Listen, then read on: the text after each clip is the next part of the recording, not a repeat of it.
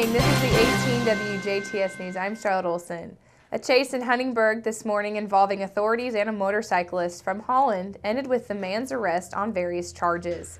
Indiana State Police say that just before 8:30 this morning, a trooper was patrolling State Road 64 just west of Huntingburg when he observed a blue Yamaha motorcycle driven by 43-year-old Daniel Asserd of Holland traveling eastbound at a high rate of speed. The trooper activated his emergency lights in an attempt to pull over Asserd, but police say that he accelerated away at speeds over 100 miles per hour. They say the trooper continued pursuing the fleeing Asserd until Skyline Drive and County Road 500 South, and eventually County Road 400 West, where they say Asserd turned into the parking lot at Skyline in an attempt to hide from authorities. The trooper found him hiding between a truck and the building and placed him into custody without incident. Police say that Asserd was driving on a suspended license, had expired motorcycle license plates, and was wanted on a warrant through Pike County for failing to pay child support. He was taken to and booked into the DuBois County Security Center in Jasper on a level 6 felony count of resisting law enforcement with a vehicle and misdemeanor counts of driving while suspended, with additionally a prior conviction in reckless driving. He is being held on a $750 cash bond. The Ferdinand Town Council met Tuesday night and heard reports from the town's department heads, adopted ordinances, and also resolutions along with hearing bids on the Missouri Street Water Project. The council approved the low bid on the materials for the Missouri Street Water Project, and then members opened 4 bids on the water project, with the lowest bid in at just over $87,000 from Quality Craft Construction Incorporated. And this is located in Dale. All bids were taken under advisement and will be revisited at the next town council meeting. The town council has discussed at least one new fire truck is needed to better serve the community, and in looking for financial options, the council decided to reestablish a cumulative capital development fund. Town manager Chris James explained in detail how this will generate money for the purchase.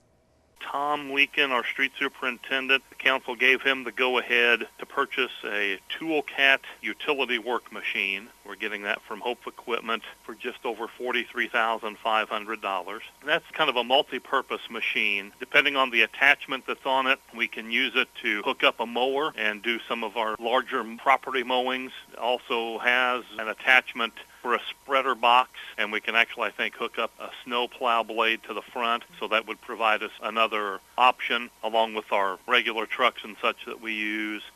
James also discussed the new purchase by the street department that was approved on Tuesday. The council took first steps to reestablishing a cumulative capital development fund. The rate on that is 4 cents per $100 of assessed valuation. And the reactivation process, we're going to bump the rate from 4 to 5 cents, which is the most that we can put it at by state statute. A public hearing on that will be held on March the 7th. They've set that for 8 p.m. And what this fund will let us do is raise some additional dollars that we can put toward some type of future capital expenditure. And the priority on that right now, most likely, is going to be the new fire truck. The purchase was approved during the meeting that the Street and Property Department could jointly purchase the Toolcat utility work machine with the Park Department from Hope Equipment for a total of $43,557.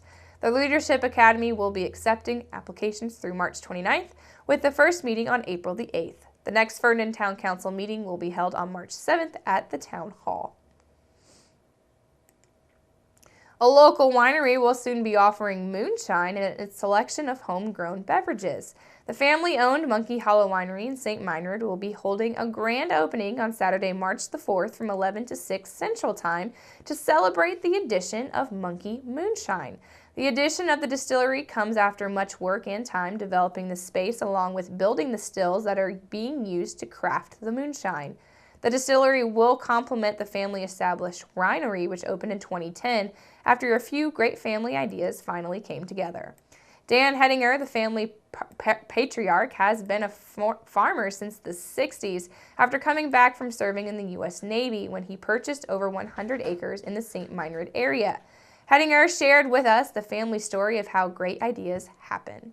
Back in 2003, because of the grain prices and things like that were kind of at a standstill and going down a little bit, the kids decided that they want to go into other options and other farming ideas. So they came to me and said, "Hey, Dad, we want to plant 5 acres of grapes." And I said, "Hey, kids, you're crazy, because it's a lot of work involved in that, and that's something that you have to understand." So they said, "Oh, no, we know." So I finally gave in, and they planted 5 acres of grapes. And then I told them that, "Hey, you're going to have to build a winery, because the grapes that we're selling are not making enough money to even pay for the production." So in 2010, they built the winery.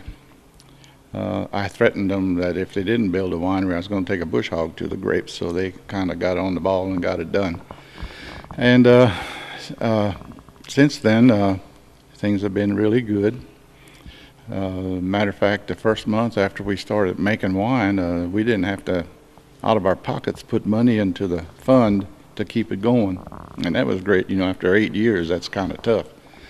So anyway, it started paying for itself. And then in 2014, they decided they wanted to go into moonshine. So again, I wasn't too crazy, because I'm old. I'm not too into new ideas. And but I said, well, okay. So they got all the equipment and put a lot of money out there again. And so finally, after 2 years, 3 years, however long it was, we're finally making moonshine. And we call it monkey shine. That means that, you know, after you drink too much of it, you get to monkey around a little bit, swing from trees and rafters and so forth. Making moonshine revolves around 2 processes, fermentation and distillation. And fermentation is yeast, which is breakdown of sugar, making alcohol, and distilling is evaporating the alcohol into steam and then covering back into a liquid. The Monkey Hollow Winery is a 3-generation operation, with everything from the creation of moonshine recipe to the labeling of the bottles is done by the hands of the Hedinger family. The Monkey Hollow Distillery will feature a malted corn and also 2 road barley-based moonshines, along with, in the future, the compatibility to offer a triple distilled white whiskey and flavored moonshine. The grand opening of the Monkey Hollow Distillery, which is located with the Monkey Hollow Winery, will be Saturday, March the 4th from 11 until 6 p.m. Central Time. The day will start off with a ribbon-cutting ceremony at noon, followed by live music from 2 until 5, with a complimentary monkey shine tasting. Monkey Hollow Winery is open daily Tuesday through Sunday, 11 a.m. to 6 p.m. And for more information, check out their Facebook page or call 812-357-2272. Non-emergency offices for 2 of the 3 local municipalities and county government offices will be closed this coming Monday for President's Day. First, the Jasper City Hall, Street Department, and all utilities administrative offices will be closed Monday for the federal holiday. Trash and regular recycling that would normally be collected on Monday will be picked up on Tuesday. Trash and cardboard recycling pickup for the rest of the week will be picked up on its regular schedule. Residents are asked to have trash and cardboard recycling at the curbside by 7 a.m. Also, all non-emergency departments with the City of Huntingburg and the County of DuBois, including the DuBois County Courthouse and Annex, will be closed on Monday as well. All offices with the town of Ferdinand will be open. And make sure you keep it right here, because up next we'll take a look at your weather summary.